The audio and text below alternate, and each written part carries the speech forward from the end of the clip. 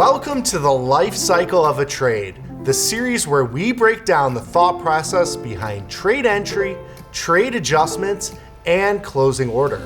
In this video, we're going to cover a batwing trade.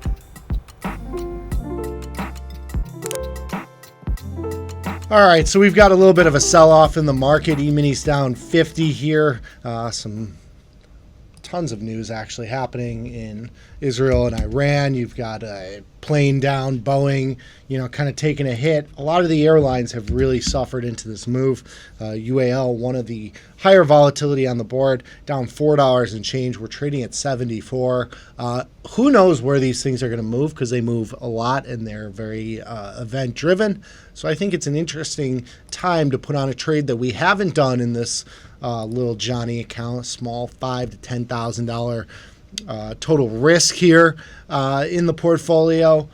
We're going to put on a Batwings trade or a Batman trade. It's going to be a double ratio. So you've seen me do put ratios and call ratio spreads and broken wing butterflies. This is on both sides of the stock. So you can think of this as very similar to a strangle with a kicker where your short strikes are. So you give up some of the premium that you get from a strangle to get this wider break even and this higher profit potential if you do pin one of the strikes. So let's go and set up our ratios. We typically go to around a 30 delta, 40 delta for the long option. And then I try to be as wide as possible. So on the downside, I'm going to look at this. I'm going to look at the 70 strike. On the puts, I'm going to do the 65 strikes. So do that 2 times. So that's our standard put ratio spread. And we could check this out on the analysis mode here. You can see down to 65, I'd have $500 total profit potential with the credit I got here. I'm doing it at 40 some odd cents. On the upside, we're going to go let's do the 80-85. And so we'll have a ratio spread on both sides of the stock. What this will look like when you go on the curve mode is it looks kind of like bat ears or bat wings here. A Batman logo really is what you're looking at here in terms of our risk profile. You can see very much like a strangle, if the stock stays range bound, you'll keep up to the credit amount. So you can see we're trading at 85 cents here. Between 70 and 80, which are our long strikes, we would keep that 80 some odd cents. If we get a pin at the short strikes on either side, we can make up to $500 more in potential profit. Now, essentially what you're doing here is you're buying these spreads. You're buying this call spread. You're buying this put spread relative to the strangle that you're selling. The strangle we're selling for $3.50, $4. We're giving up, $2 or $3 of that premium in terms of extrinsic value to buy these $500 potential shots on either side of the stock. So it's a relatively low probability in terms of getting that $500 on either side here. I mean, you're talking about 10 to 20% total of hitting one of the call or put spreads, basically pinning at the short strikes. But this is a trade that has a really wide risk profile. So we have no risk up until about 90 on the upside, 20-ish points to the upside, and 20-ish points to the downside. Our risk is around 60. If we chop around here and stay like at 75, the worst case scenario, so to speak, would be keeping the 73-cent credit. But these options are always going to hold value. So even if we chop around here, as time passes, the tail options, the 85 and the 65, are going to decay a lot quicker than those at-the-money long options. So there is profit potential to be had other than the credit. This is a trade where we can actually close the trade for a credit as well as the opening trade for a credit. Use a little more buying power than I typically like to use, about $1,000, but this is a new trade type, so we're going to go ahead with it. You can see the bid-ask spreads are wide here, just given that the market's moving. There's a little bit of volatility in this space. You're routing 6 total options, 4 legs with 6 contracts, so you should expect to see bid-ask spreads a little bit wider. We're going to start this up at 90 cents and just work our way down from there. or will get filled right at 90 cents. And so there's an example of why you have to do price discovery when you're looking at option trades. Had I routed that at the mid price, I probably would have got filled right there. And so we got filled at 90 cents on that. A nice little fill there for us. All right, so looking at our United Airlines position, it's trading at $83.44 right now. E-minis are actually down 23, so this is kind of going contrary to where the market is moving right now. Stock has had a nice little rally. Stock is now, $7, $8, $9 higher from here over the last couple sessions. We did this when the stock was trading in this little range here. So there is one thing coming up that that adds a little bit of extra risk to this position, and that's earnings. So earnings, you could see the icon on the trade page here, July 16th is when earnings are, and you could also see it on the right side, quote, details section. You'll see this bell icon. The bell indicates earnings. The arrow tells you whether it's before or after the bell. The arrow is after the bell on the right side, so it's after the close on the 16th.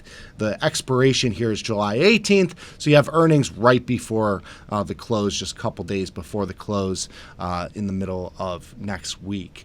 So with earnings, you obviously have a binary event. Anything can happen. And so for me on a trade like this, where the one side of this trade is essentially worthless, we can even look at this here and just kind of look at what value is on the table, maybe a couple pennies, if that, on this put spread. It would probably trade at 3, 4, 5 cents credit for us to close this trade, because this closer at the money option is worth a little bit more. So, or maybe a small debit. It's basically worthless. It's essentially worthless. One of the things I like to do with ratio spreads, especially when you have one that is far out of the money, is just kind of remove the risk on the trade, but leave yourself with that shot, right? So when you look at this put ratio spread, I'm long this $5 wide put spread, and I'm short an extra 65 strike put. So my risk is $5 below this 65 strike put. So this 60 strike is where my risk starts on this trade. If I can buy this put for cheap, which it is, very, very cheap, 15, 16 cents, I can have this 5x5 butterfly for essentially free. So when I put this trade on, I had a 90-cent credit. If I buy this option, it puts me with this free butterfly on the downside. I still have risk on the upside with this call spread. But I still have a net credit of 75 cents. So if the stock were to go to 75, I wouldn't really be worse off than I was with the ratio spread. It gives you that extra shot to the downside. It's buying in the risk on the downside. It still has upside risk, which I'm comfortable with. The risk to the upside is up to 90 and change, which is roughly where the expected move is. When you look at that on the chart, it's all the way up here. It's where I start to see risk, and I can always roll and manage this trade. So maybe that'll happen on earnings. Who knows? But I'm going to go and just buy this put and just cap the downside risk that I have into a binary event like earnings. I like to do that. Gives you a free shot. If you had a move to 70, this extra put might get you 20 cents more. It's not a big add to the profit potential, but it does take a lot of risk off the table. So I think it's a prudent move. So we're going to see if we can get filled on this relatively cheaply by just working our order up from here. I'm going to try, hopefully get 15. There we go. 15 cents on this put. So when we look at the order chains here, we'll now have both of our orders here. We're down net 14 cents on this trade, basically a scratch as it is. We now have this risk-free butterfly on the downside with this upside call ratio spread going into earnings. One of the things we can do if the stock does rally significantly is we can buy back one of these calls and roll out to August and roll into a strangle. Maybe that'll happen here, and we'll be able to do that in the next week or so. So stick around, because we're definitely going to have to manage this trade moving forward. All right, so we've got a position to manage here in our portfolio. UAL, it reported earnings this morning. The stock is currently trading at $90 and change here. It's up pretty significantly. It had a big move on the Delta earnings last week, kind of something we call a sympathy move, where the other stocks in that space, in this case airlines. If one of them has good earnings, you typically see a little bit of a bid in many of the other stocks in that industry. The trade itself is basically a scratch. We're up small here. We'll call it a 40 cent or so profit on this trade net. But the stock has moved significantly. We're in the money on the call side. There's no assignment risk here unless we hold it into tomorrow. But even if we do, the position, the risk profile doesn't really change on it. But I think this is an interesting point to close this current position and roll into a new sort of trade out in the August monthly expiration. So with a ratio spread, you have a long spread, which is part of the trade. You're naked a call on the upside here in this case. This spread is at max value. It'll trade for around $5. I know it's marked at 5.05, but you're not going to get filled there. And we can even try and get filled on that now and just show you, because there's always going to be some sort of value to this spread to the counterparty. You can see it moved right there, but if we put this at 5.05, we'll just call it. We're certainly not going to get filled on this trade. We'll go and cancel and replace that in a moment, but it's trading at basically its max value, probably a penny or two below. And this is another good example because it's not going to trade at 472. You have to watch your prices here. In the money options are going to typically have wider bid-ask spreads. You can see them here. If you go in at mid-price, you probably get filled somewhere, you won't get as good of a fill as if you just put in a limit order here. So I'm going to put $4.99 because there's probably a, 2-3 cents of extrinsic value left in this trade. So we'll try at $4.99 and then we'll replace it. And of course, there's no cost to doing this, of course, with canceling and replacing orders. You can miss out on stock movement, but no issue here with the value itself. There we go. So we got filled at 497 on that spread, on that part of the trade. Now we have this naked call. What can you do with a naked call? You can roll it out in time. So we're not going to roll to a ratio spread out in time. We're actually going to roll to a straddle / strangle because, at first we wanted to kind of be neutral to stock. Stock has rallied up. I want to now lean a little bit short, but I'm going to reduce that by turning it into a strangle. So we're going to roll to the 85 strike call. We're going to keep that same strike call, and then on the put side, we're going to sell the 85 strike put. You'll see that the overall delta here is going to be reduced by about 50, and that's because we have basically short stock. This will take us from a 90-ish delta option to a 50-ish delta position. We're going to still want by delta, it's short delta. We're still going to want the stock to come down a little bit, but we're still, we're reducing some of that delta exposure and adding extrinsic value. You can see we're doing this roll for $3.91 credit. We're going to actually move this higher and see if we can get filled a little bit higher than this because these bid-ask spreads are very wide. So there we go. We got filled on that at 414 on that, or I'm sorry, we got filled on that for 414. Yes, on that. We actually put the limit in at 410, got filled at 415. So really got price approved there. So we now have on this position a $10, minus this 15 cents, so $9.80-ish. In value on this trade, $9.86 to be exact. It's currently marked at $9.76, so we're up about $10 on this trade, but really our break even on this trade is going to be $10 up or down from our straddle, so 95 on the upside, 75 on the downside. So we're going to hold this position, see what happens moving forward, so stick around and see how we manage this going forward. What has happened since then? We've had a ton of time pass. So you can see we did this on the 17th. We've had, 13, 14 days of time decay on that position. That has helped significantly. Even when we're looking at the short put that we sold this at $1.93. It's come in and it's trading now at $1.32. So we've made a 60, 70 cent value back on that.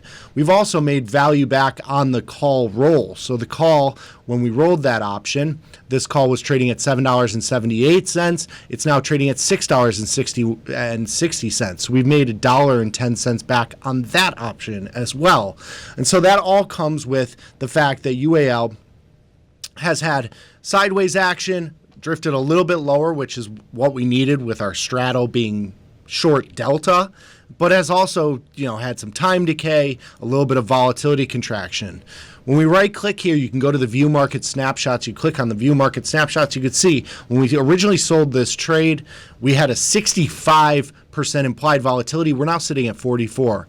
Our adjustments have been done when volatility has been relatively low. So we go to IV rank. You could see even on our adjustments, we've had a little bit of a vol contraction, not much, but vol has been relatively low. We're just managing this losing trade to see if we can get a little bit of sideways action and some time decay, most importantly, out of that trade. And so when we made these adjustments, you could see the price has been hovering around 90, and what that means is that the value of the spread has come in mostly because of the time value change here. The value of that time decaying has been an extrinsic value decay on both the put and the call that we sold without really the stock moving or going anywhere. The stock's at 90 right now. We've done these last two adjustments when the stock was at 90. So this trade has worked out perfectly for us. We needed this sideways move. Volatility is super, super low here. You could take this and roll this out in time, but just given volatility being low,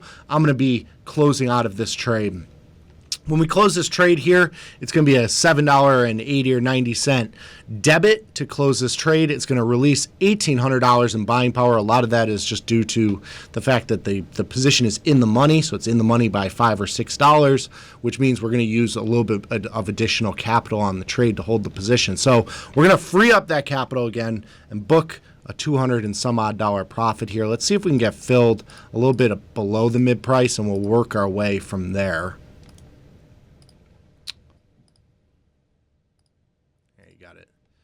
Got UAL rallying a little bit, which is why the spread is moving against us. Let's see if we can get $8, make it a $200. There we go. All right, so we got filled at $7.99 on this spread, so this nets us out at a $202 profit on this double ratio batwing trade turned into a straddle with our roll. Nice little return on capital of 10-20% in just about a month here. So a nice little trade here, a nice win for us after earnings. Taking some heat on that one, definitely, but a good little adjustment and nice vol crush. Great time decay. So good little trade for the Johnny Trader portfolio.